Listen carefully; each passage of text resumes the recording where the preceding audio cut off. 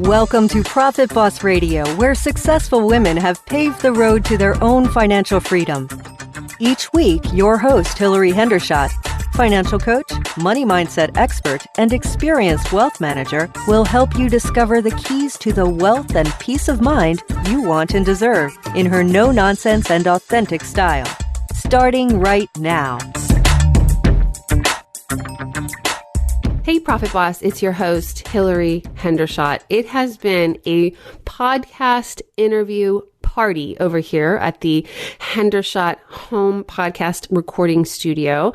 I have been interviewing some of the coolest people, and the reason is I am putting 2 shows in the can. That is media speak. Now you just learned something. When you get something recorded, if it's video or audio, we say in the can, and that's the like the old film canisters, like that.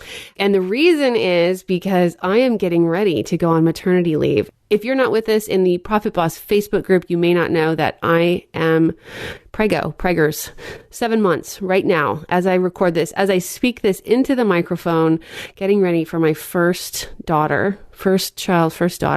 My husband and I have been married for 2 years, and we're so excited. And, I'm going to have a business that runs itself while I'm gone. It's going to be seamless for my clients, and I'm super proud of the organization and strategies that we've put together as a team to make sure all the clients get taken care of and like that. But in the meantime, I need to make sure you have episodes to listen to while I'm out getting to know the wee one.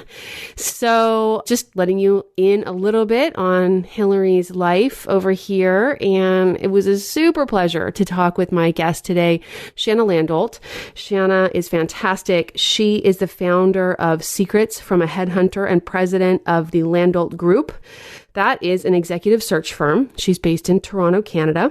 She's been featured as a LinkedIn and career expert on NBC, Fox, ABC, CBS, CTV, City TV, and the Life Network. She's a media expert. She's a twice-over best-selling author. She wrote LinkedIn Secrets from a Top Executive Recruiter, and she's going to share some of those secrets with you in the interview. And she also co-wrote a book with none other than Jack Canfield. He's prolific. He wrote Chicken Soup for the Soul. The book she co-wrote with him is called The Soul of Success. You can see a link to it in the show notes for this episode at hillaryhendershot.com/16. Shanna has more than 15 years of recruitment experience. She's interviewed thousands of candidates, and she's placed hundreds of people in 6-figure jobs.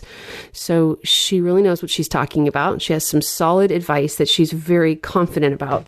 In this episode, we talk about why you should have the confidence to negotiate your salary 100% of the time you get to that job offer phase. Shanna was very specific about that number. Why non-monetary compensation can be just as valuable as dollars. The personality trait that gets companies to go above their pay range to hire a candidate. Wouldn't you like to know what that is? I've got that for you today. What are the best days to ask your boss for a raise? The best way to make sure your profile comes up on the first page of search results on LinkedIn, so you can stand out amongst all the other millions of job seekers on LinkedIn, and how to maximize your money from your LinkedIn presence. And then Shanna did the coolest thing I've ever had a guest do on this show at the end of the episode, at the end of the interview. And you are just going to have to listen to the whole golden episode to find out what it is. I love bringing you practical tips to make money. I think asking for a raise and negotiating are 2 skills that every woman should have and know. And I'm excited to bring you this interview with Shanna Landolt. So after you listen to the episode, if you decide to negotiate for a salary or ask for a raise, I want you to come over to the Profit Boss Facebook group, the closed private community, and share with us how it went.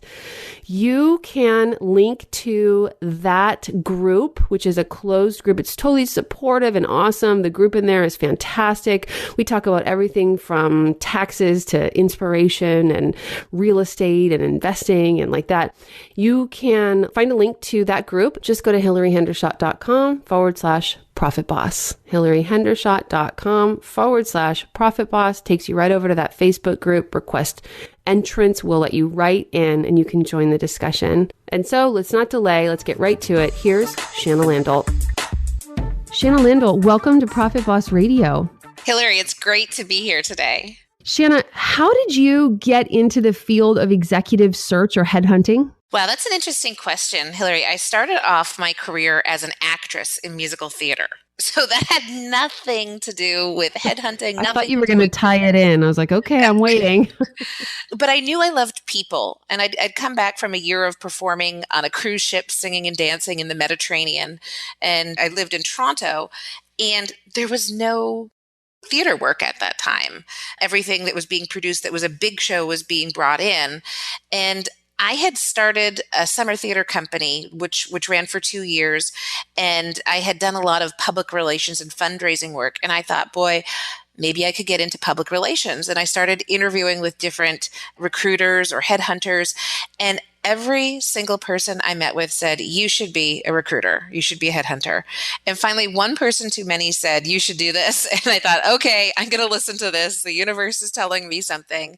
How funny. And so I went into recruitment. Okay. And so I get that you are an executive placement expert, and that is what a lot of people refer to as a headhunter or recruiter, and that you really are experienced at getting people into the job. But how do you become an expert on asking for a raise? Are you there for that part of the process?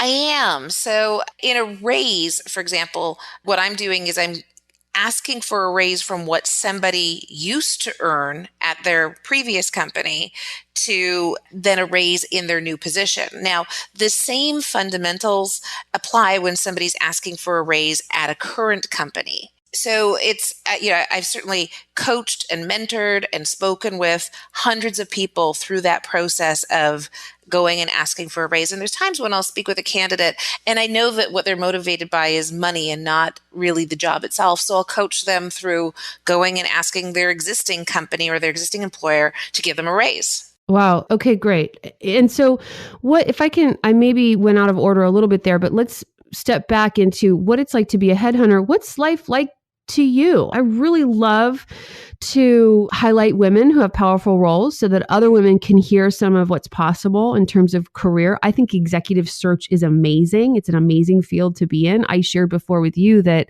it's actually a career I considered, and I know that, it's possible to be flexible and lucrative and or both. So would you give us a sense of what's a day like in your world? Sure.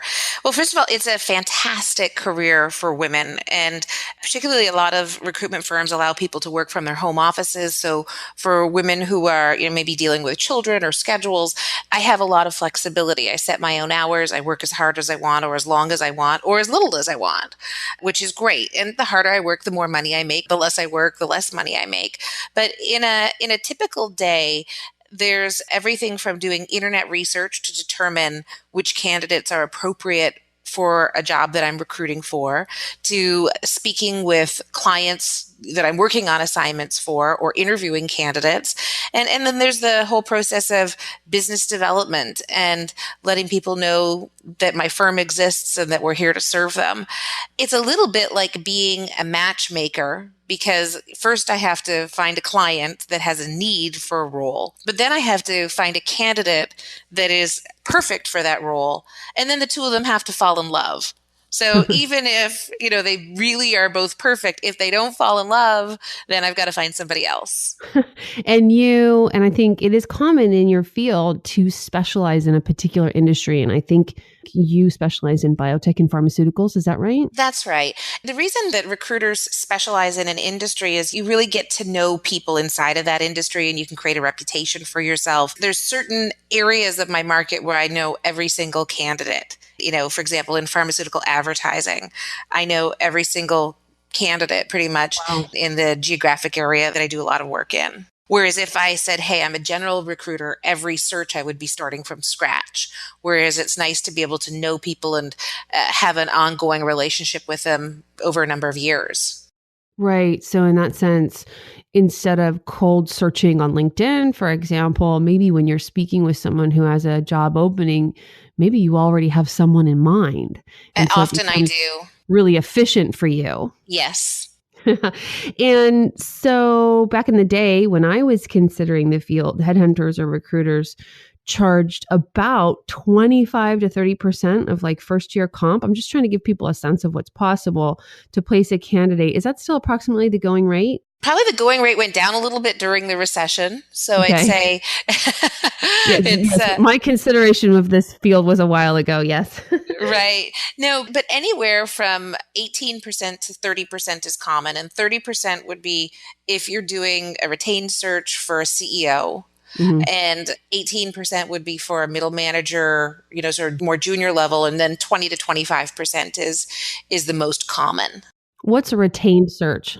So a retained search is where a company is engaging you and they're giving you a portion of your fee up front. So it's Mm. usually a third. And almost all of the business that I do is retained. So that means my clients are counting on me to go and they're willing to put their money on the line to trust me to do that. So now this right away, when I'm picturing what it's like to be you, I hear in my mind's eye, you are asking for a job from people who have jobs to offer candidates. So you're asking, can I be your recruiter? And then you're saying, hey, not only, now I'm going to fill this position for you, but I need you to pay me some upfront. So did you have to build courage to do that? I did. And what I found is if you ask for it and are just firm in your ask, most of the time people say yes. Okay, good. So even if you might be feeling a lack of confidence, you could still essentially fake Right. firmness. You could fake firmness and it tends to be effective in your experience. It doesn't. And there's times when companies have policies about which level they'll work on retainer or not. But if I work on a retainer or exclusively with a client, there's something like a 93 or 94% chance that I will fill that role. Whereas if there's multiple recruiters working on the same assignment, I'll have a 13 to 17% chance of filling it. And those just aren't odds that I want to invest my time in. Right. So it makes you not really want to sprint to win the race, knowing there's a low chance you're actually going to get paid. Right.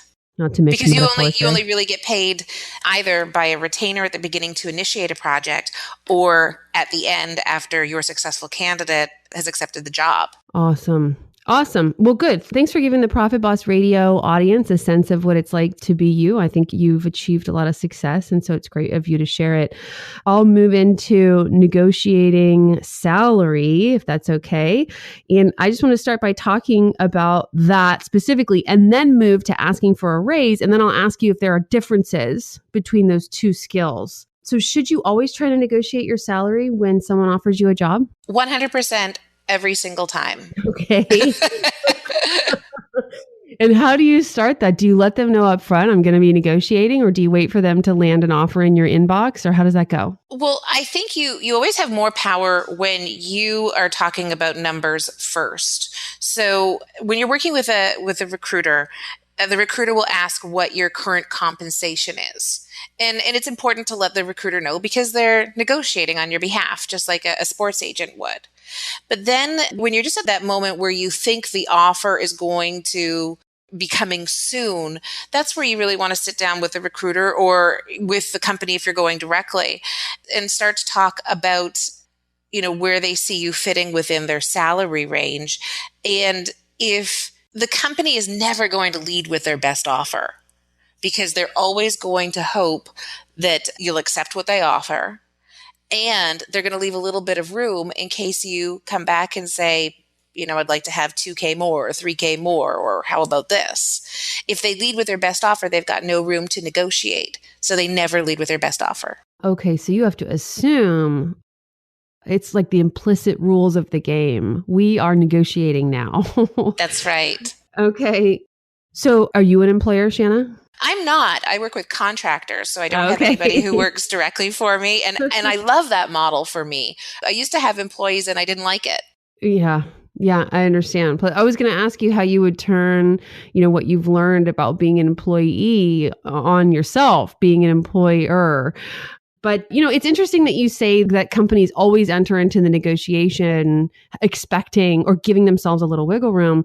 The last time I had a corporate job, they told me what my salary was. And I said, I think the words I said were, when do we negotiate? I think that's actually what I said.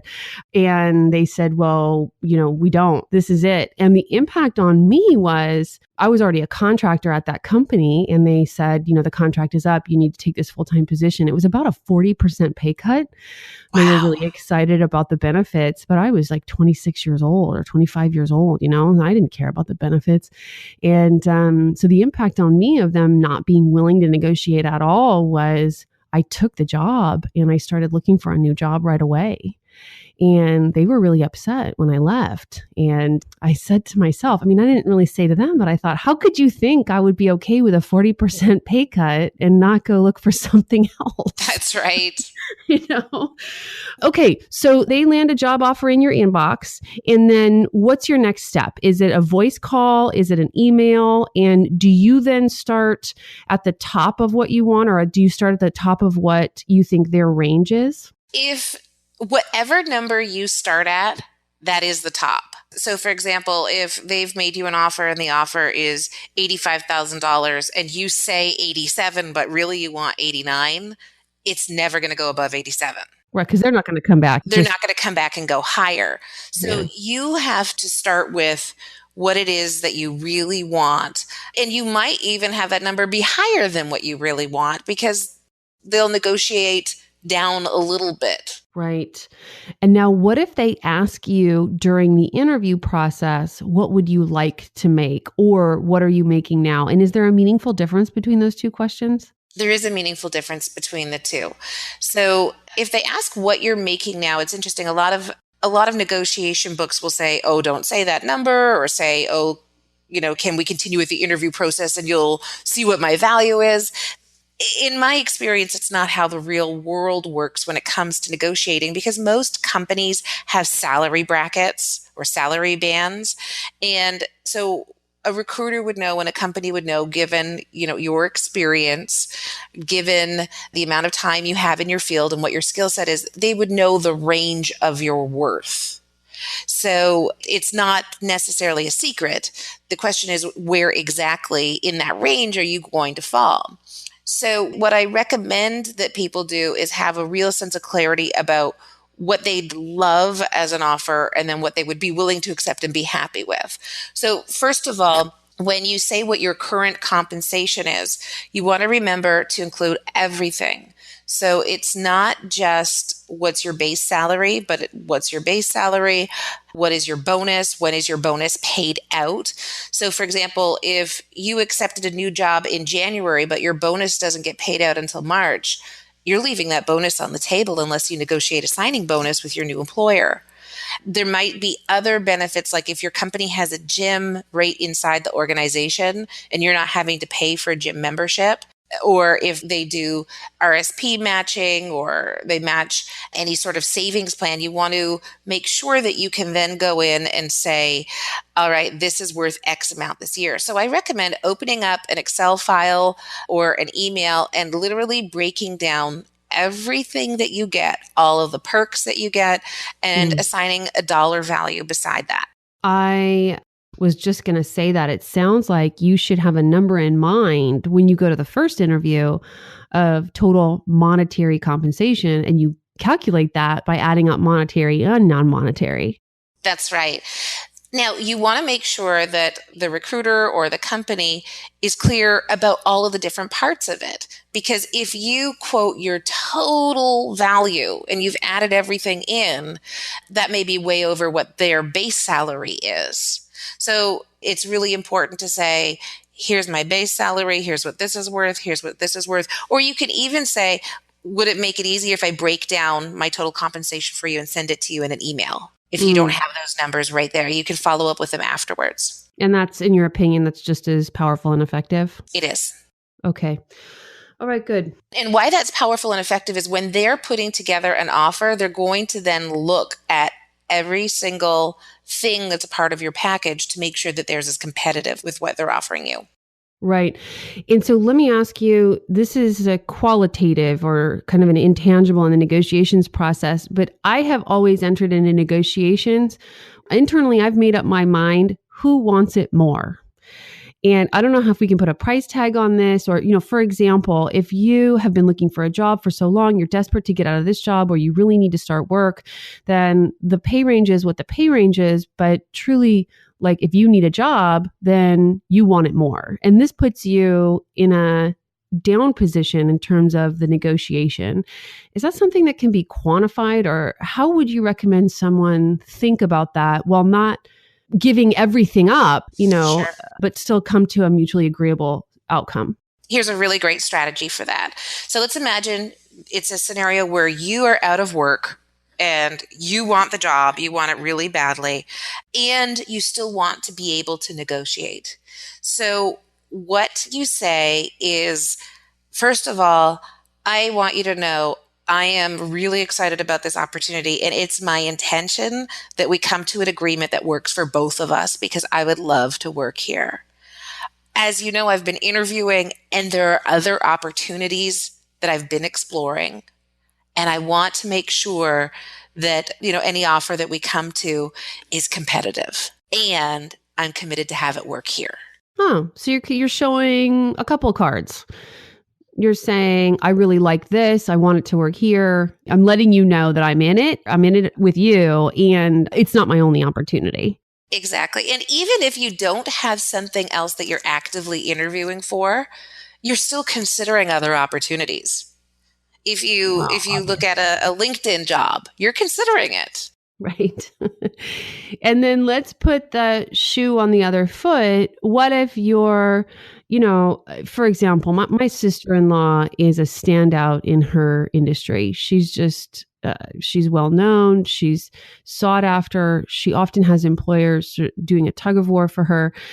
This is a situation where maybe the employer wants it more. How can you maximize that, or how do you advise a candidate in that position? What I would say to someone in that position is, first of all, to make sure that they truly are interested in the opportunity. If they're happy where they are and they see a great future, you don't always, I don't recommend leaving just for money. So there has to be something about the role that motivates you, that's exciting for you, that you'd feel good about it. So first of all, you want to make sure that those things are there. But if you're in that scenario where you don't have to leave your current job and you really would be fine either way, you've got a lot of power in your negotiation. And you can say, listen, I'm interested. Here's what I like about your company. Here's what I like about this role. Here's why I would get really excited about it. But I also want to let you know I'm happy where I am. I wasn't looking to make a move. So if you're interested in me, you are really going to have to put together your best competitive offer. And I promise you that I'll seriously take a look at it and entertain it. Okay. So, and this brings up something my husband, who's an excellent negotiator, always says is let them make the first offer. Are you a fan of that strategy? Not necessarily. You're hesitating. It really, really depends. What you have to remember about that first offer is that first offer, it becomes the base or the benchmark that you negotiate from.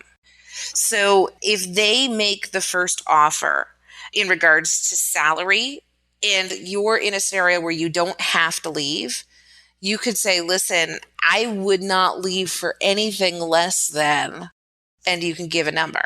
It could even be a stretch number. And they can come back and say, are you open to a little bit of wiggle room? Or if they say, wow, that number is just out of our range, you can say, well, tell me what is your range? What would you consider?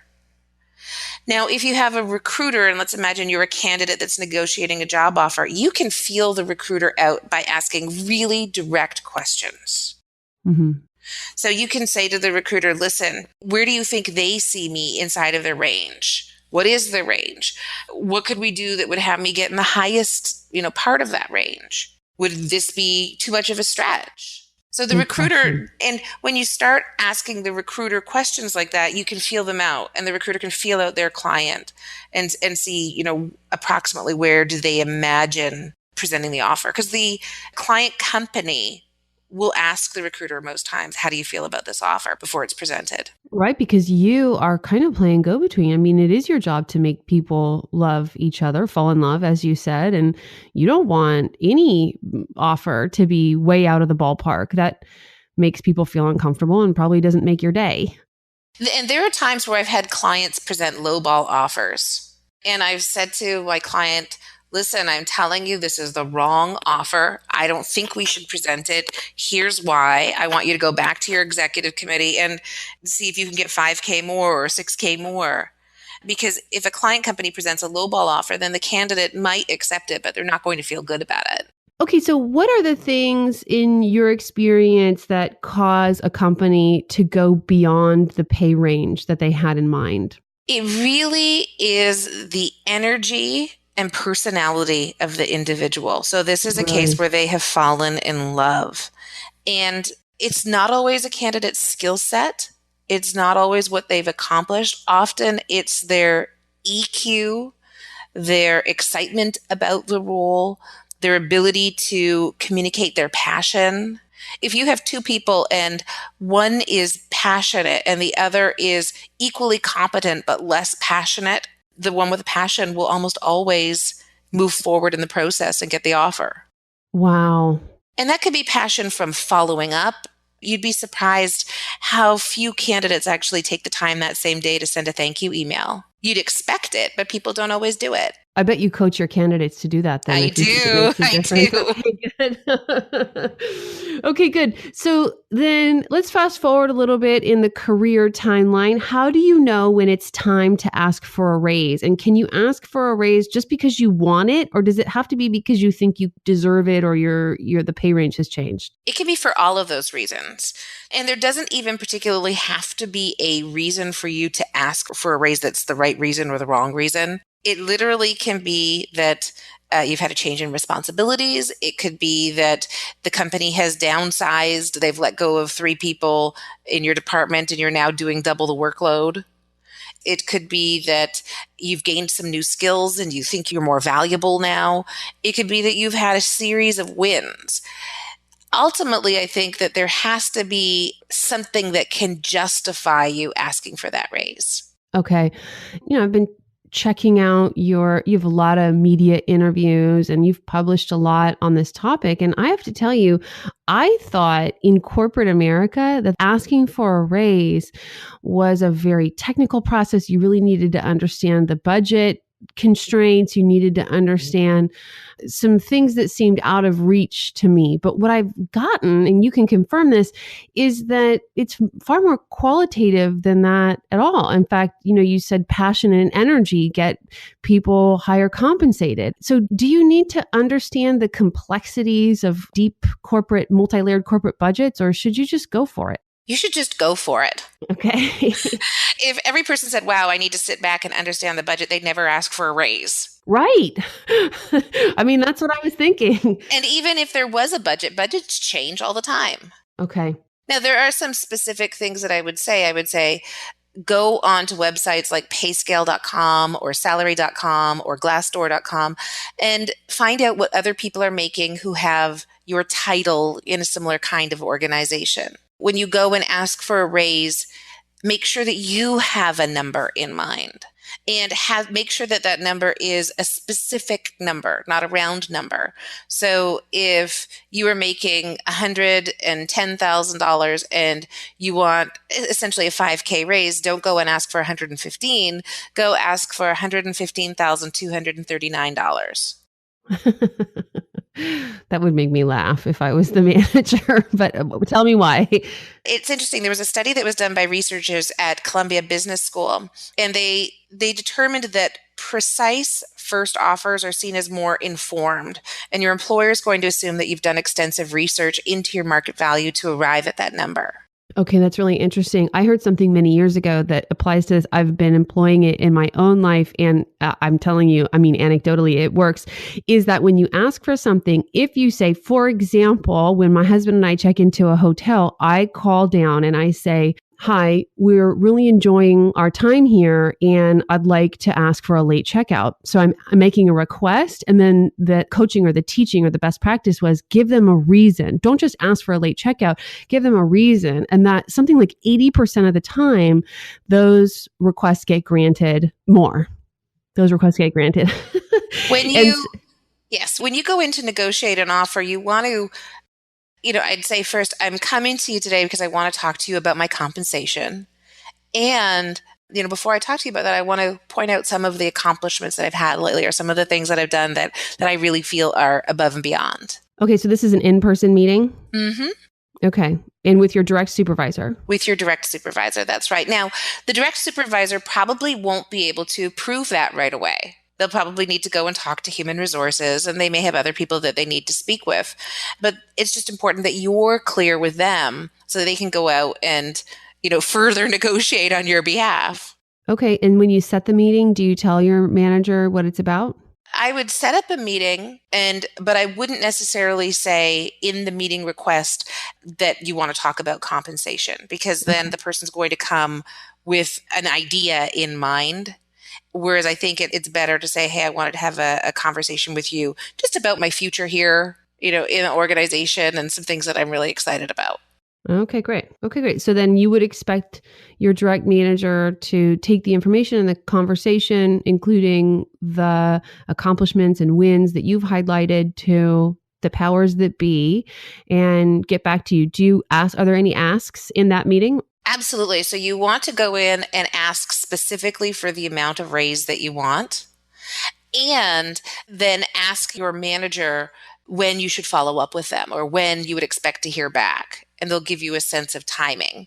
Now, the other thing I think is important is after that meeting, then you want to send the email to your manager, again, reiterating what the ask is, why you're asking it, and what the exact number is. Because that's something that they'll have it in their email, they'll think about it, they'll have your rationale. Sometimes when we just say things, those words disappear and people will forget your accomplishments. They'll forget exactly what was the number that you were looking for.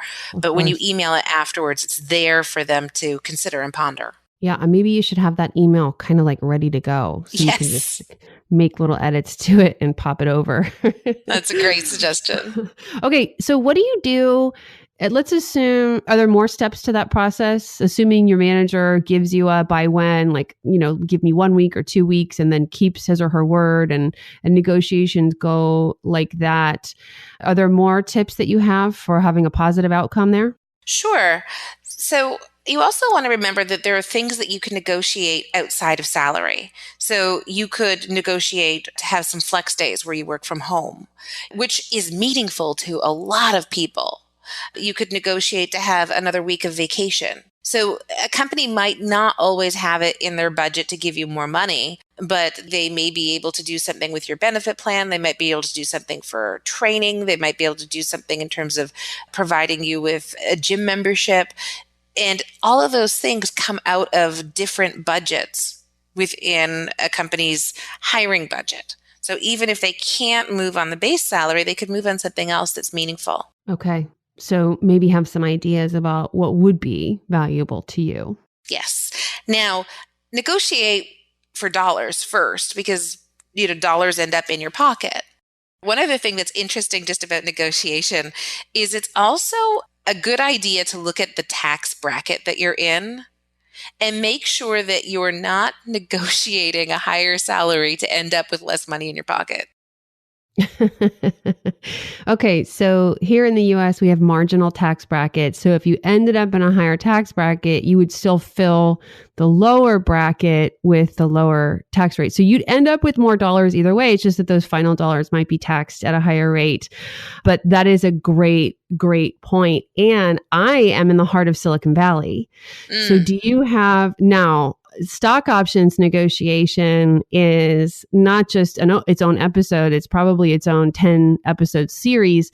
But do you have just kind of a high level? How do you advise your candidates to think about stock options. So there's stock purchase or stock grants versus stock options, but I'm specifically talking about stock options pre-IPO company in a trade-off between that and compensation. So Is that too much for a short period of time? Well, what I would say is with stock options, you also just want to look at what's the vesting period. And if it's a pre-IPO, then it's a gamble, right? Big one. So always ask. And you're not going to get options for the most part unless you're a part of the senior leadership team or a really contributing manager. If you're starting in at a lower level, you're probably not going to get options. Now, I say that, and sometimes what a company will do is they will say, hey, we're just starting out, we're shoestringing our company. We know that we're going to offer you a lower salary, but in return, we're going to give you stock options. And what a lot of companies will do is they'll leave that and not actually qualify what that means. So it's really important that you negotiate and you know exactly how many options is that and when would that be payable to you if the company is successful. Okay. So know the schedule in an ideal world when you'll get paid out. How much you would get paid out in the case of an IPO is a question mark, but you can have a sense. But then, there's this frankly likely outcome that you won't get paid out at all. And so you kind of have to have a sense of, am I willing at this time in my career, based on where my family and finances are, to take a significantly lower compensation package, and for how long? And it really is a gamble because often a lot of companies talk about going public, but then they don't end up going public and they've gotten you at a lower rate than you're worth. Right, right. Okay. Is there anything I'm not asking on that topic? I'd love to ask you if there are distinct differences between negotiating salary and asking for a raise, but I don't want to leave it behind too early. There are not distinct differences. No, I'd say the same negotiation principles apply. Okay. Now, actually, there's a couple little things. Sorry, let me give you a couple little things. Make sure that you're asking on a day, if you're an employee and you're asking for a raise, ask for a raise on a day where your boss is in a good mood. So if you have that meeting scheduled and your boss is really clearly had a bad day, just make the meeting about something else or cancel and reschedule. Okay. Or if the company itself has had bad news, like maybe their stock has gone down or a product that they were launching has failed, don't ask for a raise during that time period because people are going to be thinking about cutting back as opposed to rewarding. Whereas if you can ask for a raise at a time where you've had a win and the company's had a win or your boss is really excited about something, people are more likely to say yes to something when they're excited and positive. Right. High tide buoys all boats, huh? It does. Okay, good. And so from an emotional perspective or a mindset perspective, be clear, ask firmly, and to deal with those lingering doubts that women often have. Would you say, get yourself an accountability partner? Or, is there any other outside structure that people can use to increase their chances of success? Well, let me talk specifically about women. Women often have this idea that they will get more money after they've proved themselves or, after they've been on the job for a little bit. When I'm working with female candidates versus male candidates, the males almost always ask for more money and the females almost never ask for more money. So just remember, your male counterpart is probably asking. Go ask as well. He's not waiting to prove himself. No. It's sort of like if you're worried that you might not be worth a certain number, ask for the number and then go reinvent yourself to be a fit for that. Right.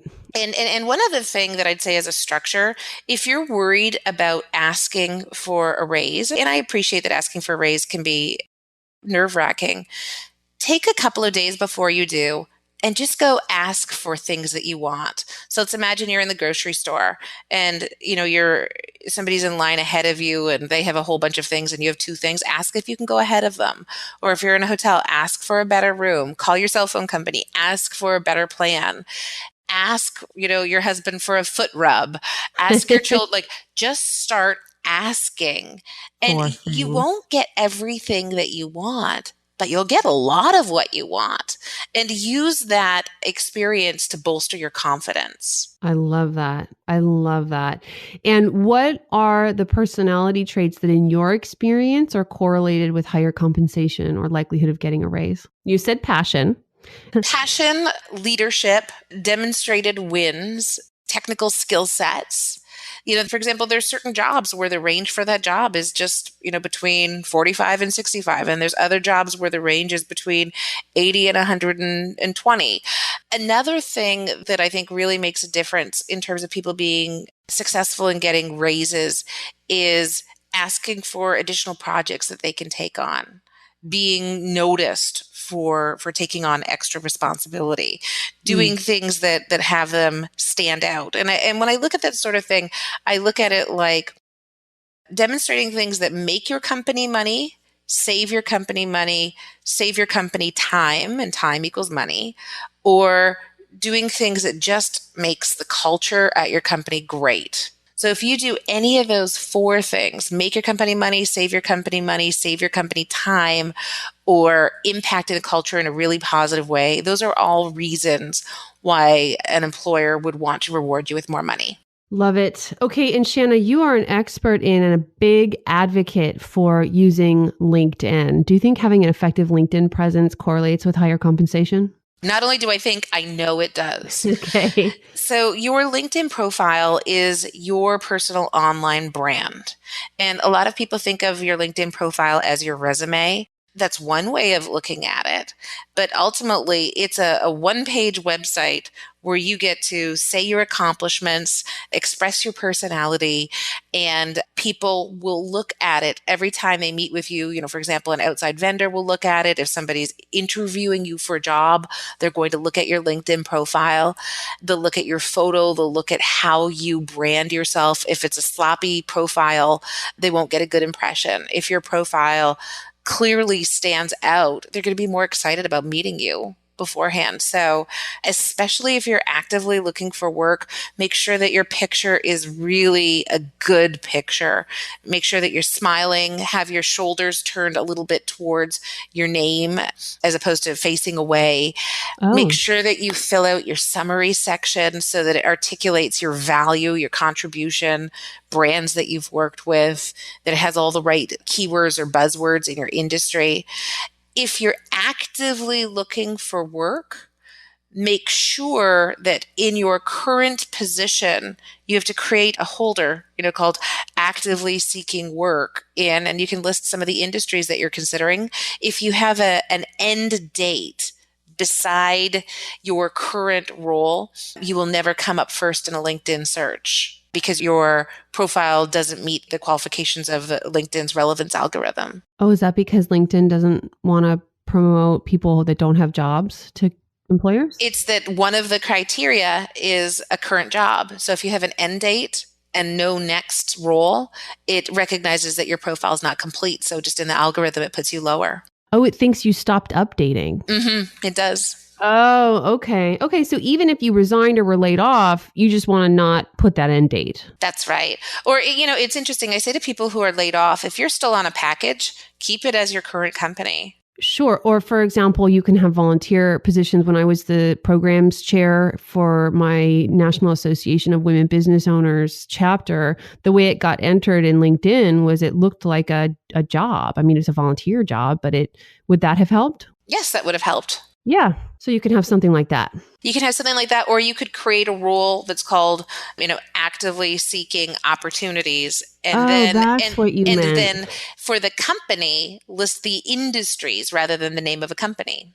See, you said it and I didn't get it. Thank you for clarifying. I'm glad you did. Yeah. Okay. And so we talked about some of the things to not do on LinkedIn. I did see one of your tips is to not use overused words. What are overused words? Is that jargon? It's jargon, but it's also just words that everybody else is using. So if you go to Google and Google LinkedIn top buzzwords, every year in January or February, LinkedIn publishes a report of the most commonly used words according to country.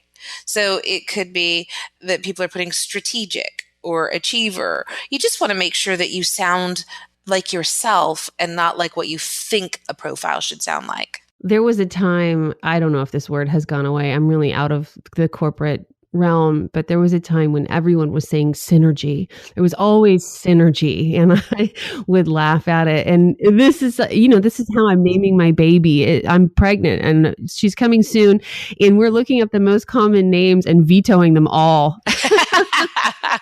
I don't like overused words or names. Or where people put a seasoned executive. I'm like, what is that? Or a salt and pepper. Player. Yeah, or a team player. Well, you might be a team player, but you've got to be able to demonstrate that you are through an example, not just through the jargon. Right. So be prepared with those win stories in the interview. And on your LinkedIn profile. Oh, and you coach people or you consult on how to do their LinkedIn profile, or how does that work? I literally sit down with people over the computer on Skype. We screen share, and I have them talk to me about their career, their wins, what they're like as a person. And I write their LinkedIn profile right there before their eyes. Oh my goodness. Oh my goodness. Okay. And that, I think, is what we're inviting people to join you to do today. Is that right? Yes, absolutely. Great. And how do they reach out to you? So they can go to my website is secretsfromaheadhunter.com. So Secrets from a Headhunter, and they can find out all about getting their LinkedIn profile done. Or they can call me as well at 416-849-3855. Lady, you just put your phone number on the air. That is courage. Fine with that. Okay, secretsfromaheadhunter.com. If you are on the freeway, on the train, or on the subway, or just doing laundry, you can go to the show notes for this episode at hillaryhendershot.com. Click on articles, and you'll find Shanna and my interview listed there, and you will find the link right there. And Shanna, to wrap up, I have something. I've not done this before, and I don't know how you're going to respond. It may surprise you a little. I have a request. You, on YouTube, have videos of yourself singing. And I'm wondering if there's a little ditty that you'd be willing to close with. A little ditty.